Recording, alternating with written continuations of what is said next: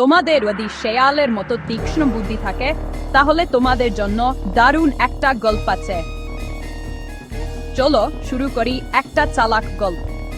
একদিন একটা শেয়ালগণ অন্ধকার জঙ্গলে হাঁটাহাঁটি করছিল। হঠাৎ সে একটা গাছের নিচে সুন্দর একটা ফল দেখতে পেল। শেয়াল ভাবল, এটা নিশ্চয়ই খুব মিষ্টি হবে। কিন্তু ঠিক তখনই গাছের একটা গাছ থেকে একটা কচ্ছপ বলল, এই শেয়াল, সাবধান, ওই ফলটা বিষাক্ত হতে পারে। শেয়াল একটু থেমে বলল, কিন্তু তুমি কিভাবে জানলে এটা বিষাক্ত? কচ্ছপ উত্তর দিল, আমি কিছু পাখিকে ওই ফল খেতে দেখেছি আর তারা বেঁচে নেই। শেয়াল তার বুদ্ধি খাটিয়ে বলল, ঠিক বলেছ, আমি ওনা কিছু খাব। বুদ্ধি খাটালে বিপদ থেকে বাঁচায়। এভাবে শেয়ালের বুদ্ধি তাকে বিপদজনক খাবার থেকে বাঁচালো।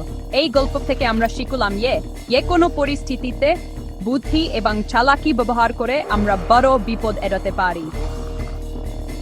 গল্পটা ভালো লেগেছে? হয়তো পরের বার আমরা আরো রঙিন করে গল্পটা বলো।